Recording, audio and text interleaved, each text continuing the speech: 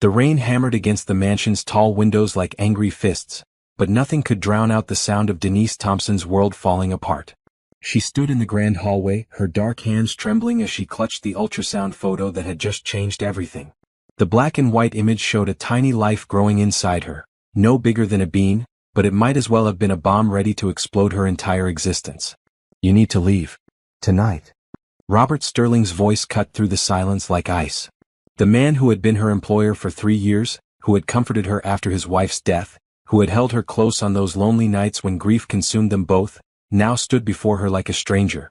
His steel-gray eyes, once warm when they looked at her, were cold and distant. Denise's breath caught in her throat.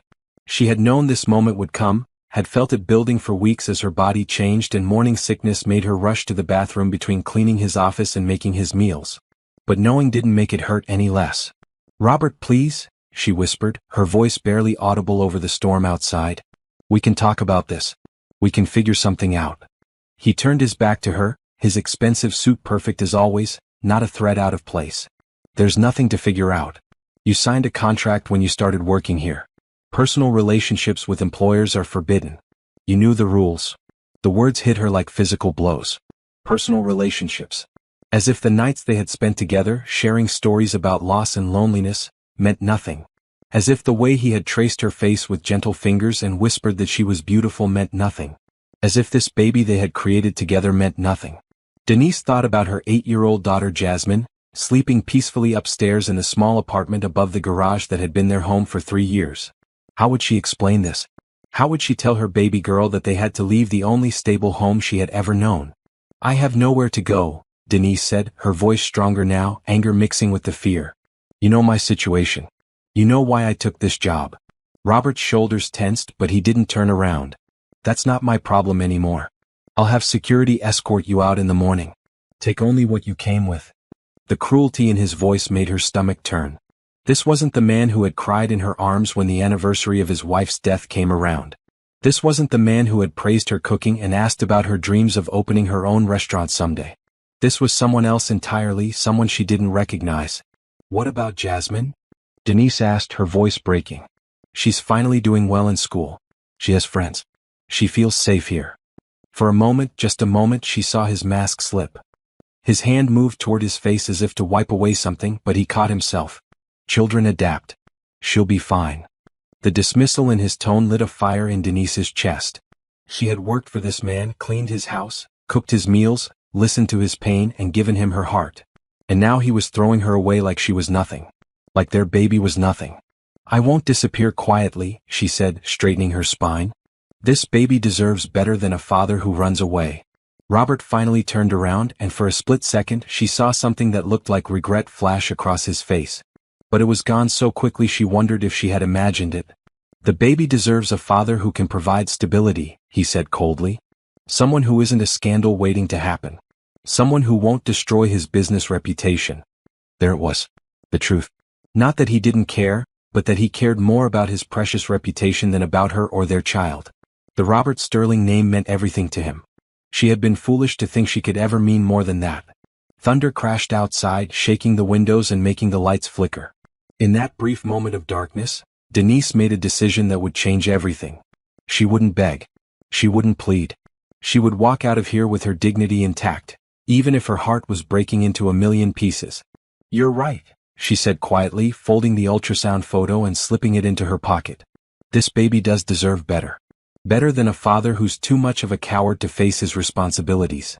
She turned and walked toward the stairs that led to her apartment, each step feeling like she was walking through quicksand. Behind her, she heard Robert call her name, but she didn't stop. She couldn't stop because if she turned around and saw any hint of the man she had fallen in love with, she might lose her resolve.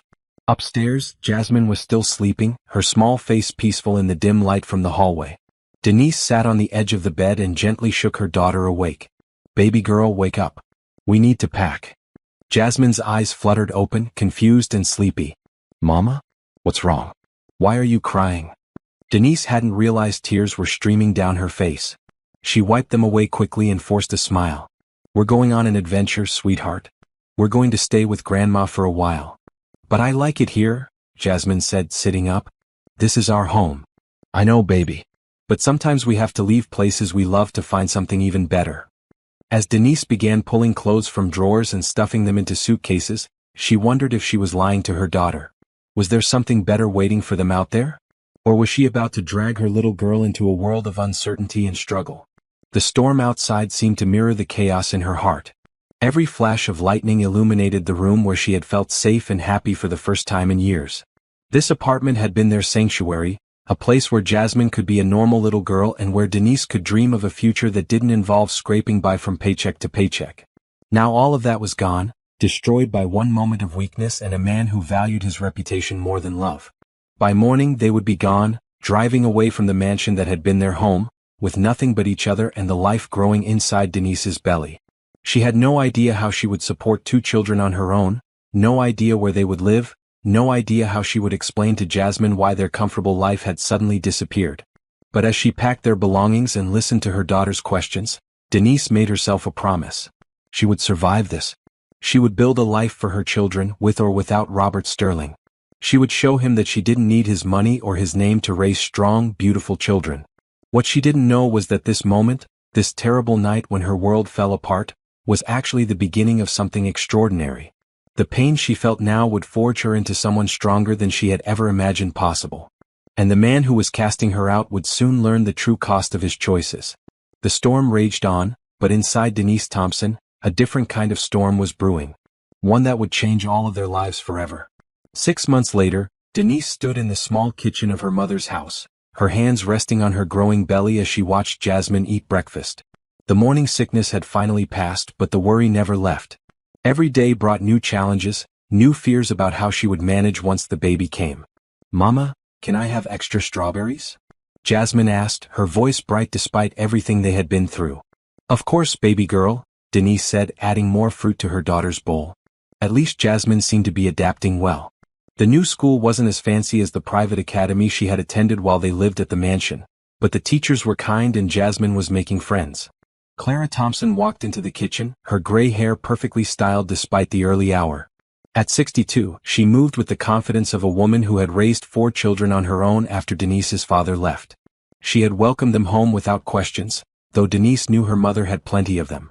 "You got a letter," Clara said, handing Denise an envelope with no return address. Denise's heart skipped a beat. She recognized the expensive paper, the precise handwriting of Robert's personal secretary.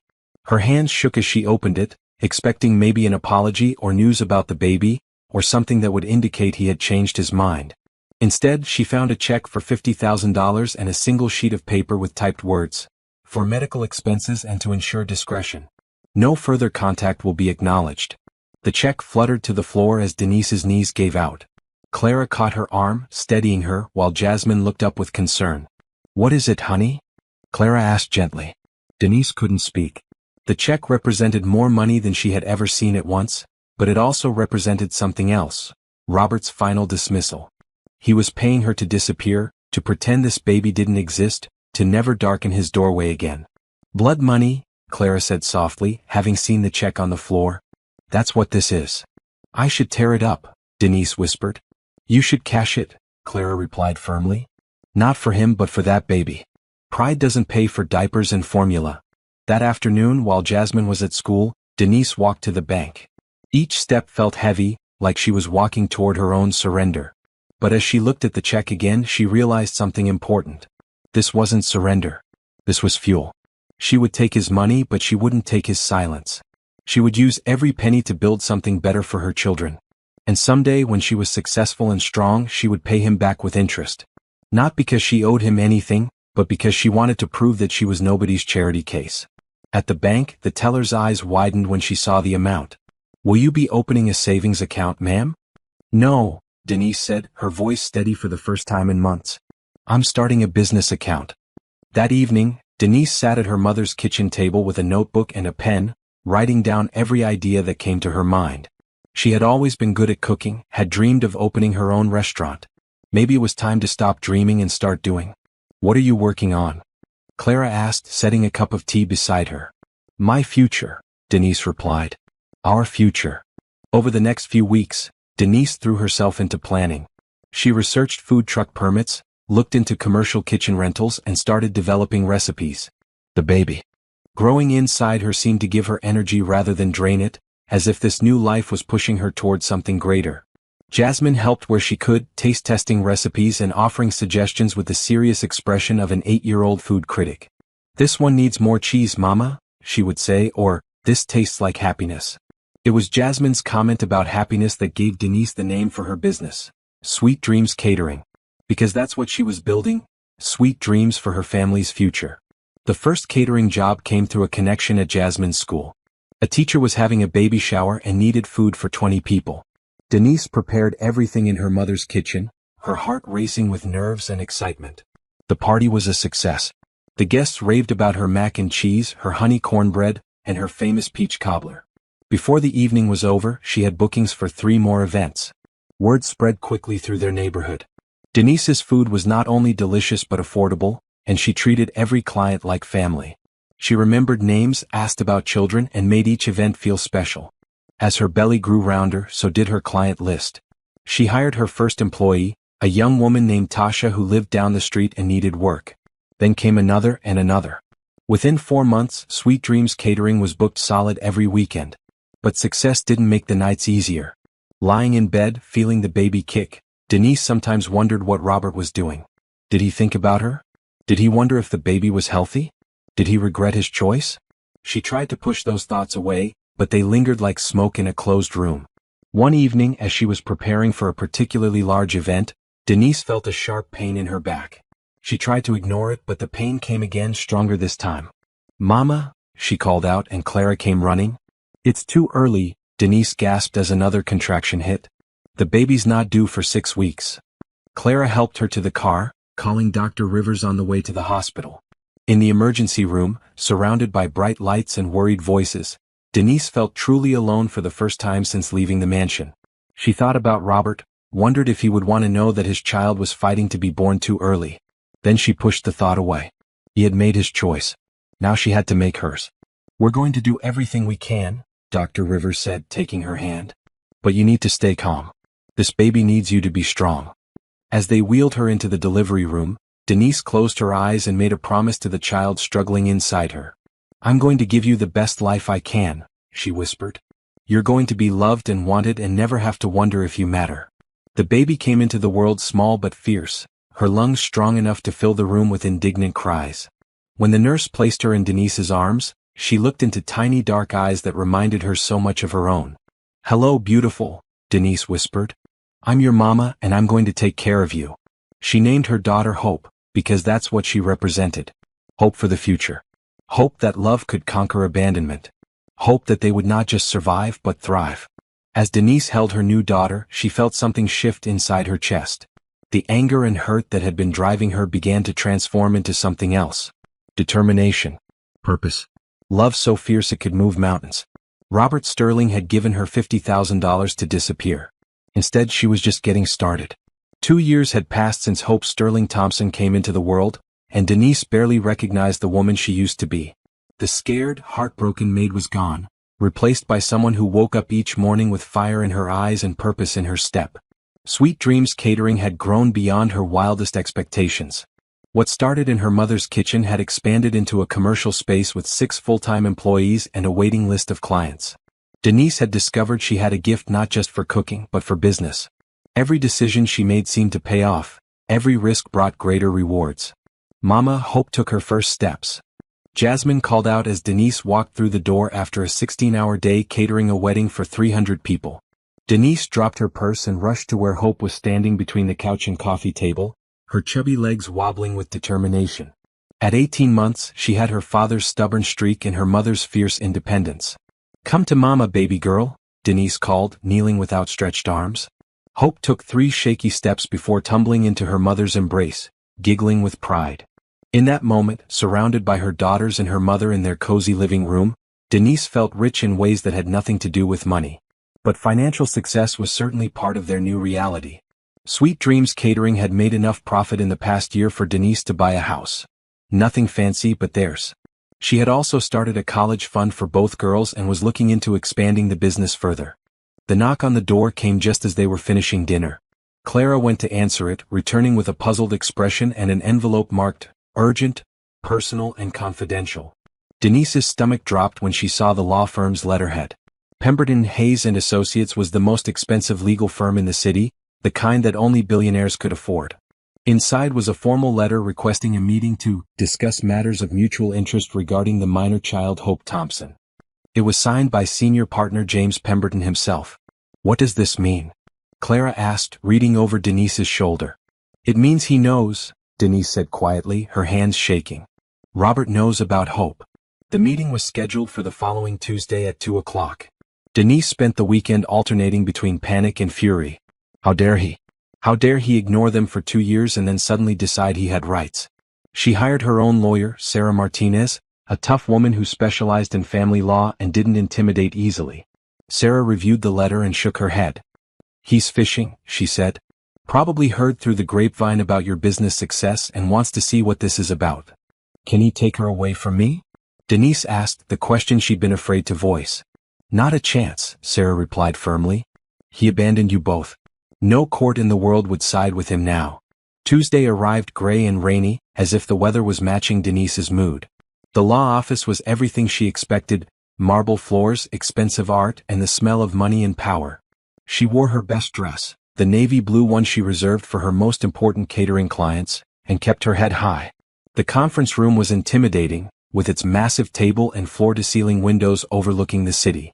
James Pemberton was a small, neat man who spoke in careful, measured sentences.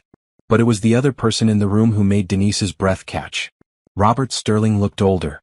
The lines around his eyes had deepened, and there was a weariness in his posture that hadn't been there before. He wore an expensive suit as always, but somehow he seemed smaller than she remembered. "Miss Thompson," Pemberton began, "thank you for coming.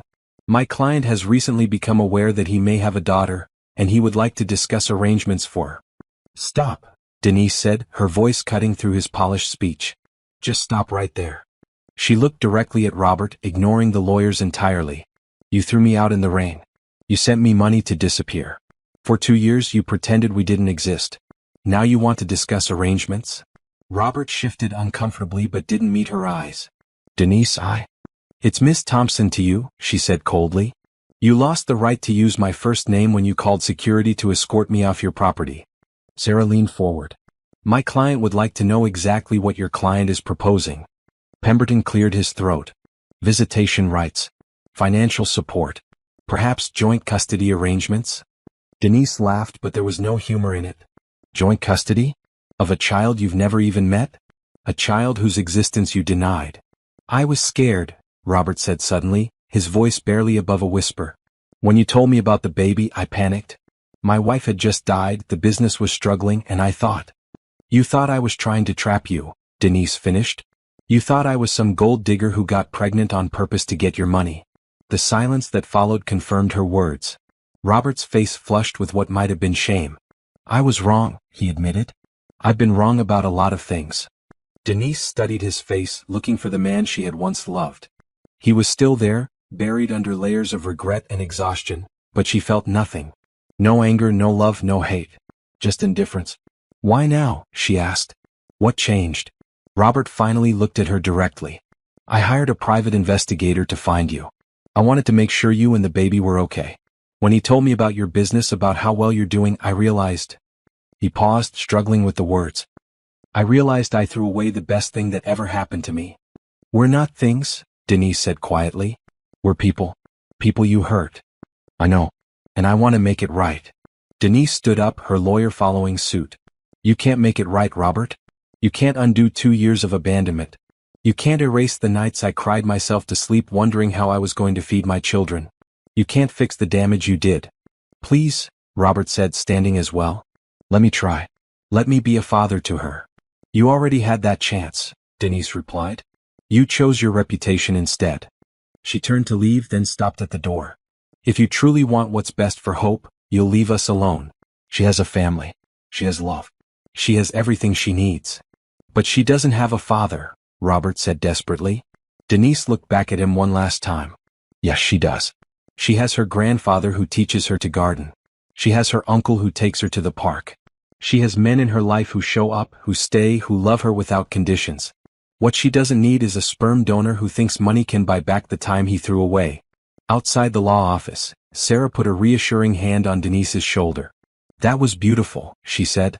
"And legally sound. He has no case." But as Denise drove home, she felt unsettled. Seeing Robert again had stirred up emotions she thought she had buried. Not love, that was truly gone, but a kind of sadness for what might have been. That evening, as she tucked Hope into her crib and kissed Jasmine goodnight, Denise looked at her daughters and felt the familiar surge of fierce protectiveness. They were hers. They were happy. They were loved. Robert Sterling had made his choice 2 years ago. Now she had made hers. But deep down, she wondered if this was really the end of the story, or just the beginning of a new chapter. The newspaper article appeared on a Tuesday morning, and by noon, Denise's phone was ringing non-stop. "Local woman builds catering empire after billionaire boss abandons pregnant employee," screamed the headline, accompanied by photos of her commercial kitchen and quotes from satisfied clients. Denise stared at the paper in shock. She had never spoken to any reporters, had never told anyone outside her family about Robert. But somehow the story was out there for the whole world to see. Who would do this? Clara asked, reading over her shoulder. Denise didn't have to wonder long. Her phone buzzed with a text from an unknown number. "I'm sorry. I never meant for this to happen. We need to talk." The story spread like wildfire on social media. #abandoned Maid became a trending topic, with thousands of people sharing stories of workplace exploitation and deadbeat fathers. Sweet Dreams Catering's website crashed from the traffic, and Denise had to hire extra staff just to handle the flood of catering requests. But along with the support came the trolls and skeptics. Anonymous accounts posted cruel comments about gold diggers and scheming maids. Some even questioned whether Hope was really Robert's daughter. "Mama, why are people saying mean things about you on the computer?" Jasmine asked one evening, having overheard Denise talking to Sarah on the phone. Denise closed her laptop and pulled her 10-year-old daughter close. "Sometimes when people become successful, others get jealous and say unkind things. But you know what matters? The truth. And the truth is that we worked hard for everything we have." "Will we have to go away again?" Jasmine asked, her voice small with worry. "Never," Denise said firmly. "This is our home. No one can make us leave." But even as she comforted Jasmine, Denise worried about the media attention. Hope was only 2 years old, too young to understand why strangers were taking pictures when they went to the grocery store. Jasmine was handling it better, even seeming to enjoy the attention at school, but Denise knew this level of scrutiny wasn't healthy for any of them. The worst part was the constant speculation about whether Robert would step up as a father. Talk show hosts debated his moral obligations. Tabloids ran stories about his late wife and his vast wealth. Everyone seemed to have an opinion about what he should do. Everyone except Robert himself, who remained silent. Until he didn't. The press conference was announced on a Friday afternoon. Robert Sterling would be making a public statement about recent media coverage regarding personal matters at his corporate headquarters Monday morning. Denise watched from her office, her employees gathered around the small television, as Robert stepped up to a podium surrounded by microphones and cameras. He looked tired and older than his 37 years, but his voice was steady when he spoke. "I want to address the recent stories about my personal life," he began. 2.5 years ago, I made a terrible mistake.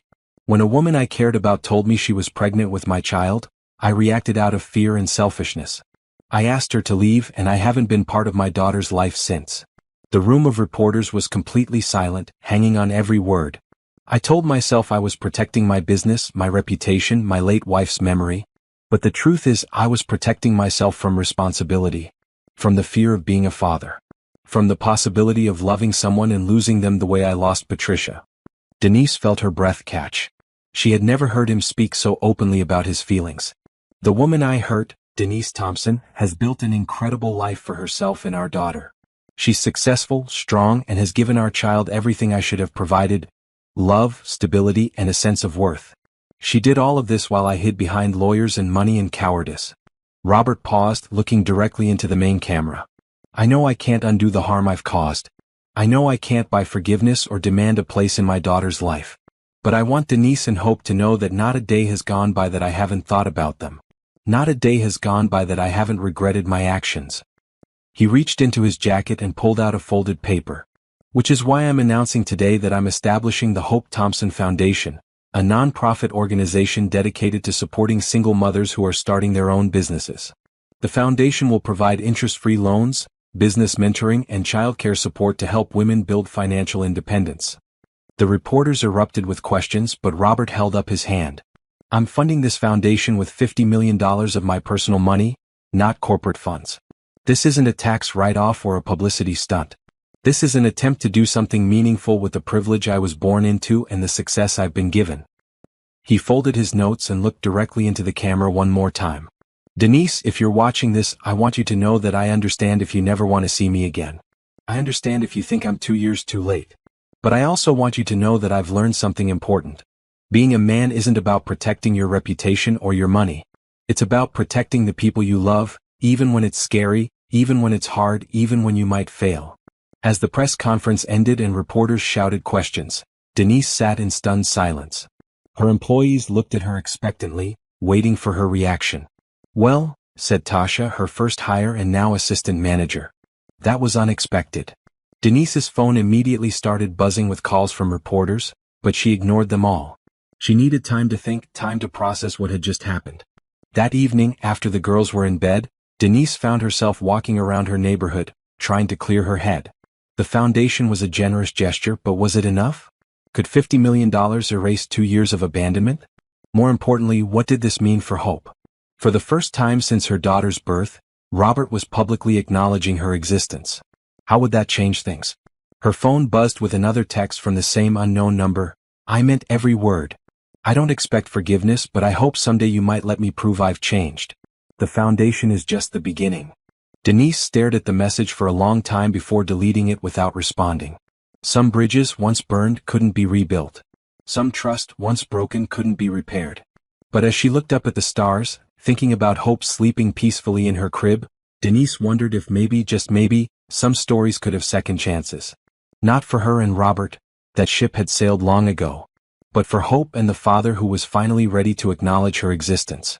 Maybe it was time to stop running from the past and start thinking about the future. The letter arrived on Hope's 3rd birthday, delivered by courier to Denise's house. Inside the expensive envelope was a handwritten note from Robert and something that made Denise's heart skip a beat. A trust fund document establishing a college fund for Hope worth $2 million. The note was simple. Happy birthday, Hope. I know I haven't earned the right to celebrate with you, but I wanted you to know that your future matters to someone who loves you, even from a distance. This money is yours, no strings attached, no conditions. Use it to become whoever you want to be. Love, your father. Denise read the letter 3 times before showing it to her mother. Clara whistled low when she saw the trust fund amount. That man doesn't do anything halfway, does he? Clara said. It doesn't change anything, Denise replied, but her voice lacked conviction. Over the past 6 months since the press conference, Robert had kept his word about the foundation. The Hope Thompson Foundation had already helped 47 single mothers start businesses across the country. There were no publicity photos, no media events featuring Robert. He had deliberately kept himself out of the spotlight, letting the women and their success stories take center stage. Denise had been following the foundation's work closely, though she told herself it was just curiosity. She saw how the loans were structured to be truly helpful rather than just good PR. She read testimonials from women who spoke about how the business mentoring had changed their lives. She noticed that many of the foundation's advisors were successful women of color who understood the unique challenges their clients faced. Despite herself, she was impressed. Mama, who sent me a present? Hope asked, toddling into the kitchen with frosting from her birthday cake smeared across her cheek. Denise looked down at her youngest daughter, so bright, so full of life, so completely innocent of the drama surrounding her birth. At 3 years old, Hope was beginning to ask questions about why she didn't have a daddy like some of her friends. So far, Denise had managed with explanations about different types of families, but she knew those questions would get harder to answer as Hope grew older. Someone who cares about you, Denise said finally, lifting Hope onto her lap. Can I meet them? The simple question hit Denise like a physical blow. She looked into Hope's dark eyes, so much like her own, but with flecks of green that definitely came from Robert, and realized she had been thinking about this moment for months. What right did she have to keep Hope from knowing her father? What right did she have to make that choice for her daughter? At the same time, what right did Robert have to waltz back into their lives after years of absence? What guarantee did she have that he wouldn't hurt Hope the same way he had hurt her? That night, after both girls were asleep, Denise made a decision that surprised even herself. She picked up her phone and dialed the number she had memorized but never called. Hello. Robert's voice was cautious, uncertain. It's me, Denise said simply. The silence stretched for so long she wondered if he had hung up. Denise, he said finally, and she could hear the emotion in his voice. Thank you for calling. Don't thank me yet, she replied. I'm not calling to forgive you or to let you back into our lives. I'm calling because Hope is starting to ask questions about her father, and I need to know if you're serious about wanting to be part of her life. I'm serious, Robert said immediately. I've never been more serious about anything. This isn't about us, Denise continued. Whatever we had, whatever we might have been, that's over. This is about Hope and only about Hope. I understand. Do you? Because if you come into her life and then decide it's too hard or too complicated or bad for your reputation, you'll destroy her. She's 3 years old, Robert. She doesn't understand betrayal or abandonment or any of the things adults do to each other. All she understands is love and hurt. I won't hurt her, Robert said quietly. I know I hurt you and I know I can never make up for that. But I swear to you I will never hurt Hope. Denise closed her eyes, trying to push away the memory of the night he had thrown her out. Words are easy, Robert. Promises are cheap. If you want to be her father, you're going to have to prove it. How? Slowly. Carefully. On my terms. Denise's voice was steady and strong. You don't get to just show up and be daddy. You earn it one day at a time, one moment at a time. And if at any point I think you're not good for her, you're out. Forever. I accept those terms, Robert said without hesitation. Then we'll start small. A supervised visit. 1 hour at the park with me present. If that goes well, we'll see about more. When? The hope in his voice almost made her regret this decision. Saturday. 2 o'clock. Riverside Park by the duck pond. And Robert? Yes. Don't bring gifts. Don't try to buy her affection. Just be real with her. That's all she needs. Saturday arrived bright and sunny, the kind of perfect spring day that made everything seem possible. Denise dressed Hope in her favorite yellow dress, the one that made her dark skin glow and brought out the gold highlights in her hair. She explained to Hope that they were going to meet someone special, someone who cared about her very much. Is it Santa? Hope asked hopefully. No, baby girl. Someone even more important than Santa. They arrived at the park early, and Denise found herself scanning the area nervously. She had chosen this location because it was public but peaceful, with plenty of space for Hope to play if she felt overwhelmed. Robert was already there, sitting on a bench near the duck pond, wearing jeans and a simple button-down shirt instead of his usual expensive suits. When he saw them approaching, he stood up slowly, his face a mixture of wonder and terror. Hope hid behind Denise's legs, suddenly shy in the presence of this tall stranger. Hope, Denise said gently, kneeling down to her daughter's level. I want you to meet someone. This is Robert. He's your daddy. Robert knelt down too, putting himself at Hope's eye level. For a moment, father and daughter just looked at each other, two people meeting for the first time despite sharing DNA and a complicated history. Hello, Hope, Robert said softly. You're even more beautiful than I imagined. Hope peeked out from behind Denise's legs. You're really my daddy? I am, Robert replied, his voice thick with emotion. I'm sorry it took me so long to meet you. Where were you? Hope asked with the directness that only 3-year-olds possess.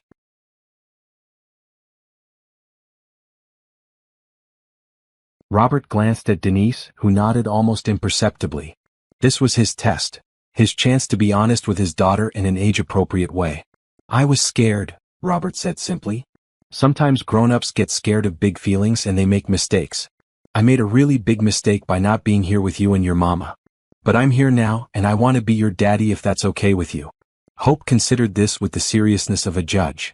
Mama, is it okay? What do you think, baby girl? Denise asked. How do you feel about it? Hope stepped forward, studying Robert's face carefully. You have sad eyes, she observed. I do, Robert admitted. They've been sad for a long time because I missed you growing up. But they're happy too, Hope continued.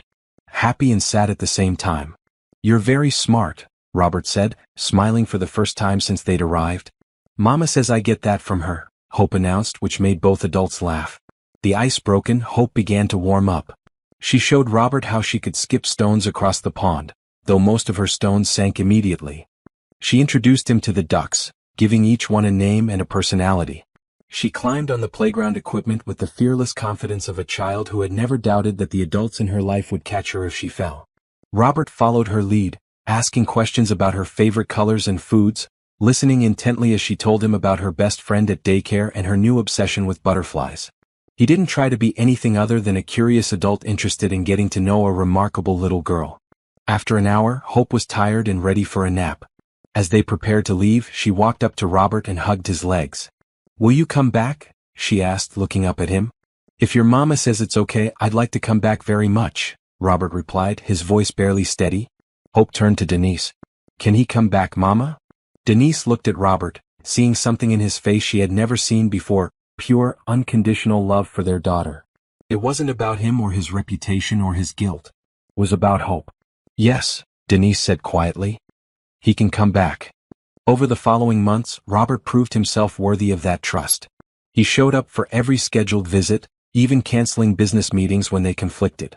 He learned Hope's routines, her likes and dislikes, her fears and dreams. He never overstepped boundaries or questioned Denise's rules. When Hope got sick with a fever, Robert sat in the hospital waiting room for 6 hours, even though Denise told him he didn't need to be there. When Hope took her first swimming lessons, Robert was on the sidelines cheering louder than any other parent. When she had nightmares, Robert learned how to sing the lullabies that calmed her down. Slowly, carefully, he became not just a visitor in Hope's life, but a father. The change wasn't just in Hope either. Jasmine, now 11 and more aware of the family dynamics, initially viewed Robert with suspicion. But his genuine respect for her mother and his clear devotion to Hope gradually won her over.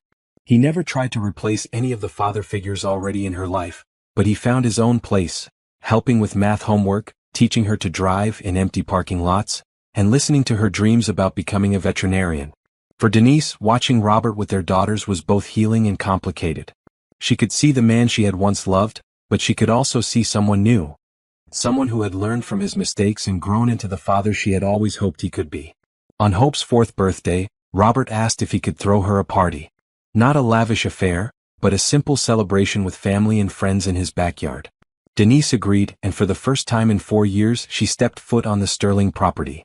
The mansion looked the same, but everything felt different. Robert had converted his formal dining room into a playroom filled with books and toys. Photos of Hope covered his refrigerator and desk. His entire life had been reorganized around being a father. As Denise watched Hope blow out her candles surrounded by people who loved her, Clara, Jasmine, Robert, friends from daycare, employees from Sweet Dreams Catering who had become like family, she felt something she hadn't experienced in years: peace. Not because she and Robert had reconciled romantically, that would never happen, but because their daughter was surrounded by love from every direction. Because Hope would grow up knowing she was wanted and valued and cherished. Because the broken pieces of their story had somehow been rearranged into something beautiful. After the party, as they were cleaning up, Robert approached Denise hesitantly. "I know this doesn't change anything between us," he said quietly. "And I know I can never fully make up for what I put you through. But I want you to know that these past few months, getting to know Hope and Jasmine, have been the best of my life." Denise looked at him, really looked at him, for the first time in years. The arrogant billionaire who had thrown her out was gone, replaced by a man who had learned the true meaning of wealth. "She loves you," Denise said simply. "That's what matters now." "And Jasmine?" "Jasmine's smart. She sees that you make Hope happy and that makes her happy too." Robert nodded, then hesitated before speaking again. "Denise, I know this is probably too much to ask, but would you consider letting me set up college funds for both girls? And maybe help expand Sweet Dreams Catering? Not because I think you need my help," he added quickly, seeing her expression, "but because I want to contribute to their futures. Because I want to support the amazing life you've built for them." Denise considered his offer carefully. A year ago she would have refused out of pride. But now, looking at her daughters playing happily in the backyard of their father's house, she realized that pride was less important than possibility. "The college funds, yes," she said finally. "But Sweet Dreams is mine. I built it and I'll grow it myself." "I respect that," Robert said. "More than you know." As they drove home that evening, Hope chattering happily about her party in the back seat, Denise felt something she hadn't felt in years: completeness. Not because a man had come back into her life, but because her daughters had everything they needed to thrive. 6 months later, Sweet Dreams Catering was featured on the cover of Entrepreneur magazine. The article highlighted Denise's journey from abandoned single mother to successful business owner, but it also mentioned something new: her co-parenting relationship with Robert Sterling. "We're not a traditional family," Denise was quoted as saying. But we're a real family. My daughters have two parents who love them, even if those parents aren't together. They have grandparents and aunts and uncles and a whole community of people who support them. That's what matters. The article also mentioned that Denise had been appointed to the board of the Hope Thompson Foundation, helping to guide its mission and ensure it truly served the women it was meant to help. Standing in her commercial kitchen, reading the magazine while her team prepped for a wedding that weekend, Denise thought about the woman she had been 4 years ago, scared, pregnant, and alone in the rain. That woman could never have imagined this life. Successful business, beautiful daughters, financial security, and yes, even a peaceful relationship with the man who had once broken her heart. It hadn't been the story she had planned to write, but it was a good story nonetheless. A story about resilience and growth and the different forms that love could take. A story about second chances and the courage to believe that people could change. Most importantly, it was a story with a happy ending. Not because everything was perfect, but because everyone was loved. Hope ran into the kitchen, now 4.5 and full of opinions about everything. Mama, Daddy says he's taking us to the zoo tomorrow. Can we see the butterflies?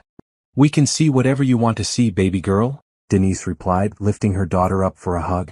As Hope chattered about all the animals she wanted to visit, Denise looked out the window at the life she had built.